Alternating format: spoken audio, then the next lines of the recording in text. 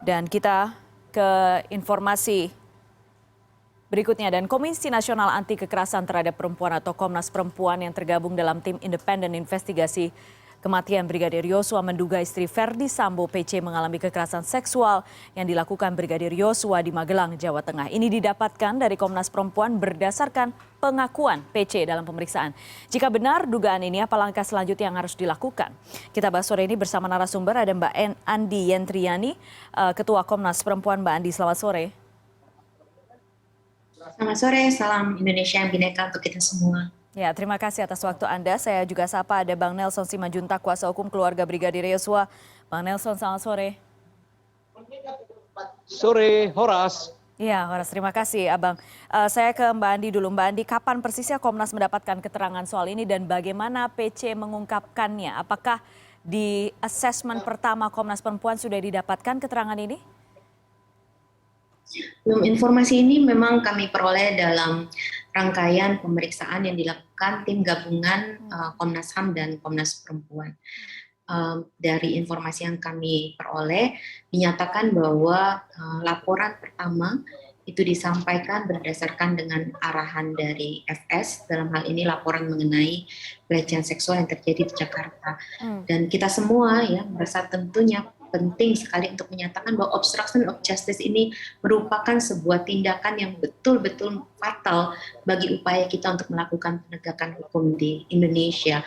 Dan karena itu bahkan obstruction of justice ini sendiri juga akan merugikan pelapor kekerasan seksual pada kelanjutannya, karena tentunya apa yang telah terjadi itu akan semakin menyulitkannya untuk mendapatkan ruang, karena lebih banyak orang akan menganggap bahwa apa yang disampaikannya itu bisa jadi merupakan skenario-skenario lainnya. Nah, tentunya obstruction of justice ini juga menghalangi dari upaya Bang Nelson dan kawan-kawan untuk mengungkapkan kasus kematian dari Brigadir J. Dan secara lebih lanjut ini juga fatal karena akan mempengaruhi kepercayaan publik pada institusi-institusi, baik itu penegakan hukum maupun penegakan HAM. Nah, informasi mengenai peristiwa yang ada di Magelang itu juga baru dapat disampaikan ketika dimintakan oleh FS agar dia menyampaikan hal yang sesungguh-sungguhnya.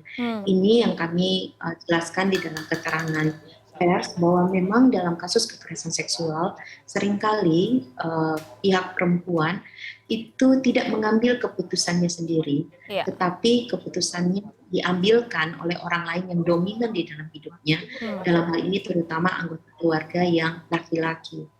Mengenai benar tidaknya apa yang diinformasikan, menurut hemat kami itu adalah hal yang harusnya diselidiki oleh pihak kepolisian, dan itu juga akan menjadi salah satu langkah penerang dalam upaya pengungkapan kasus kematian Brigadir J. Ya, langkah penerang ini yang harus kita garis bawahi, Mbak Andi.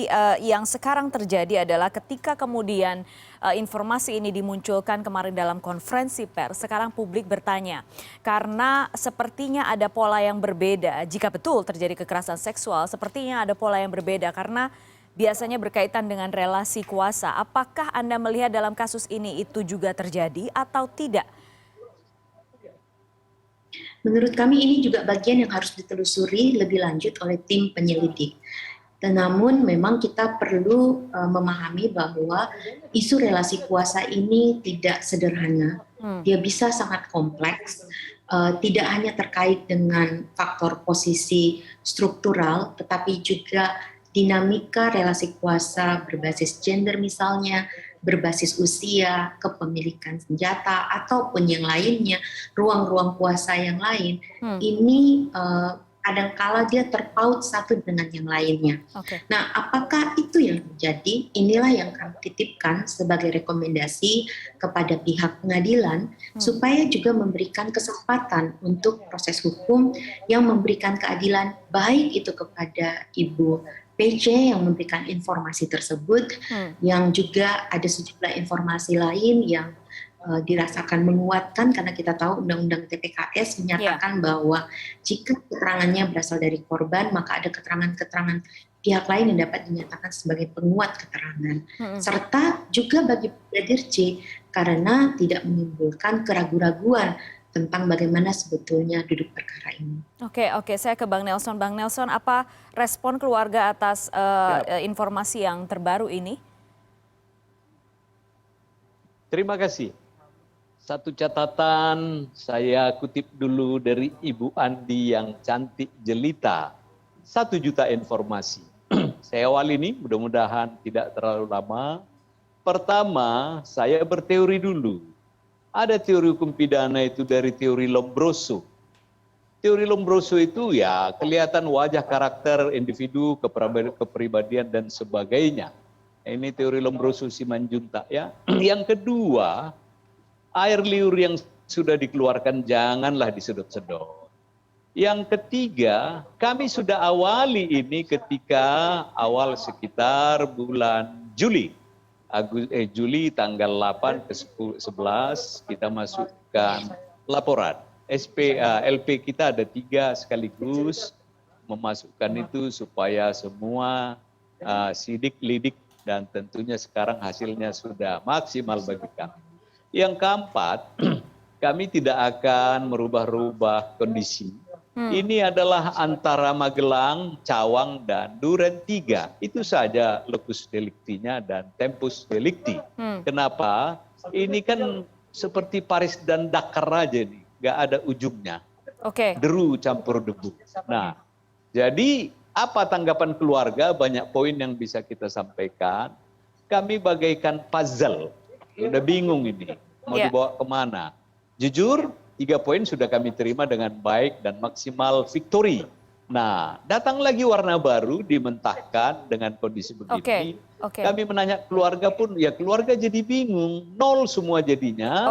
Apalagi hasil rekonstruksi kami tidak ada. Demikian. Baik. Saya ke Mbak Andi dulu terakhir karena Mbak Andi tidak bisa bergabung lama di sini. Mbak Andi, kalau misalnya kita lihat sekarang sejak informasi ini diterima Komnas Perempuan, kemudian asesmen apa yang sudah dilakukan terhadap PC dan apakah dan asesmen itu bagaimana Komnas kemudian menempatkannya? Apakah sebagai korban atau karena bagaimanapun kita tahu juga PC ditetapkan menjadi tersangka di sini? Kalau kita melihat terminologi yang digunakan oleh Mahkamah Agung dengan Pedoman Nomor 3 Tahun 2017 maupun Kejaksaan Agung dengan Pedoman Nomor 1 Tahun 2021, ada terminologi yaitu perempuan berhadapan dengan hukum. Dan spektrumnya ini bisa menjadi perempuan korban, perempuan saksi, ataupun perempuan pelaku. Dan karena itu kami juga menggunakan terminologi ini untuk menyatakan bahwa memang dalam status sekarang ini Ibu PC adalah perempuan yang berhadapan dengan hukum. Tentunya seperti juga Bang Nelson dan rekan-rekan yang selama ini beracara, kita semua dalam ruang ingin menegakkan hukum dengan proses yang memungkinkan adanya due process of law dan juga fair trial itu sendiri.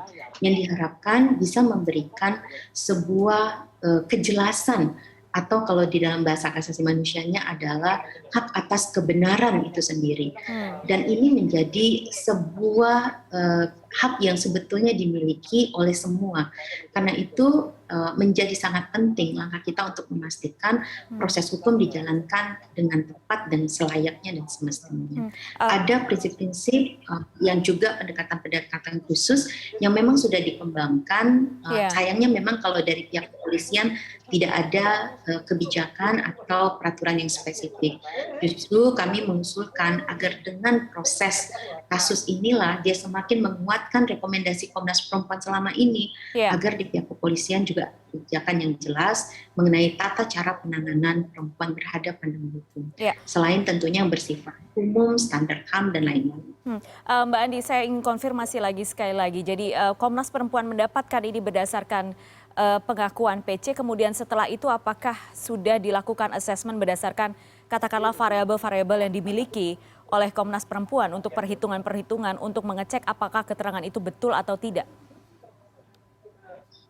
Seperti saya sampaikan tadi, ini kan bagian dari pemeriksaan yang dilakukan oleh Komnas HAM yang juga melakukan pemeriksaan terhadap berbagai saksi.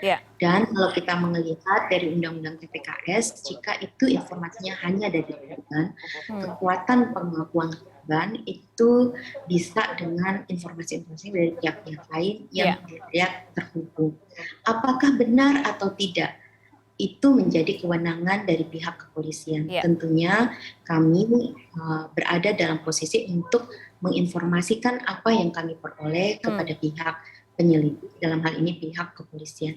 Tidak ada kepentingan lain kecuali untuk memastikan bahwa proses berjalan dengan seadil-adilnya bagi semua pihak. Dan Anda tetap menginginkan merekomendasikan polisi menindaklanjuti hasil yang kemudian disampaikan oleh Komnas HAM dan Komnas Perempuan ini ya, Mbak Andi ya? Betul, seperti juga kasus di Jakarta, nanti kan hasil penyelidikan polisi sendirilah yang akan menyatakan bagaimana sebetulnya duduk perkara dari informasi yang disampaikan oleh pihak PC maupun yang lain. Oke, baik. Terima kasih Mbak Andi Yantriani yang hanya bisa bergabung hingga pukul 17 waktu Indonesia Barat. Nanti setelah jeda saya akan lanjutkan ke Bang Nelson. Selanjutnya apa langkah yang akan diambil oleh kuasa hukum Brigadir Yosua atas tuduhan ini. Tetap bersama kami di CNN Indonesia Newsroom.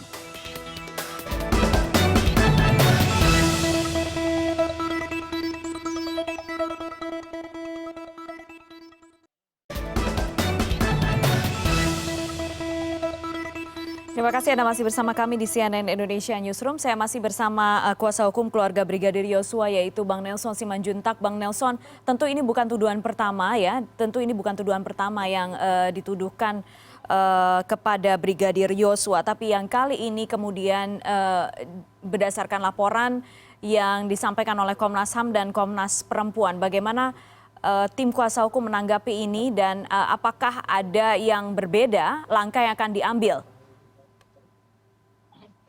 Baik, saya awali dulu biar nyambung ini informasi, berita terkini dan tentunya hasil yang pro justisia. Pertama, mari kita kaji dulu Undang-Undang 3999, Kepres 5093. Di sana beberapa tugas-tugas komisioner tadi, komisi ada pengkajian, penelitian, penyuluhan, pemantauan, mediasi. Kok tiba-tiba begitu rekonstruksi yang kami tidak ikuti, memberikan rekomendasi, catatan atau apa namanya. Di undang-undang yang saya sebut tadi itu, mereka mengasih rekomendasi kepada pemiliknya. Siapa itu? Presiden. Nah, ini ditimbulkan lagi yang kedua, mereka bekerja untuk siapa? Kok diperintah oleh penyidik? Ini kan tugas penyidik yang sudah disekolahkan puluhan tahun untuk mengetahui sebenar-benarnya. Nah, baru hal lain tentunya seorang Wonder Woman. Ya wajah ajaib ini, nggak ditangkap, nggak diapa-apain, nggak baju orange. Nah ini yang ketiga, keempat, apa yang menjadi rekomendasi tadi, kok dikasih ke penyidik? Yang kasih perintah lah. Jadi ada penyimpangan-penyimpangan yang sangat mendasar, yang kami sendiri pun, keluarga kuasa hukum, jadi bingung mau kemana. Mau mencari kebenaran itu di mana di negara hukum ini. Oleh karenanya, tiada kata lain yang disebut dengan judul istri Verdi Sambo diduga alami kekerasan seksual. Sayang ibu tadi itu yang terakhir saya pikir begini. Yang mana yang melakukan kekerasan seksual? Sorry, kalau yang meninggal dunia jangan ditanya lagi. Ada yang lain KM. Bagaimana? Berapa besar jempolnya? Berapa besar kelingkingnya? Kan bisa tahu kalau dikoreksi, dicek sama komisi-komisi yang tadi itu. Lah ini tiba-tiba menyimpulkan. Kalau mak saya hari ini pacaran sama Brigjen A, besok Brigjen B, besok Brigjen C. Mak saya itu apa? Bisa jawabannya kan? Nah, oleh karena itu tidak ada lagi harga diri kehormatan perikemanusiaan Bang Nelson. Yang notabene kita terpaku sama ibu ini. Coba lihat bagaimana ibunya si Joshua sekarang. Gak ada yang tahu dunia ini. Demikian. Bang Nelson, saya ingin konfirmasi lagi. Jika kemudian kasus ini atau rekomendasi ini ditindaklanjuti oleh polisi, artinya tim sudah siap ya Bang Nelson ya? Siap sekali. Kemanapun dia bawa ke ujung dunia ini, kebenaran itu harus kebenaran yang material dan pro justitia. Ya tiada kata lain di dunia kita yang terakhir selain keadilan dari Tuhan, keadilan yang diberikan oleh hakim, pada saatnya di pengadilan. Katakan sejujurnya. Baik, Bang Nelson Simanjuntak, terima kasih sore hari ini sudah bergabung di CNN Indonesia Newsroom. Terima kasih Abang, sehat selalu. Oke. Thank you, selamat sore, Horas, makasih.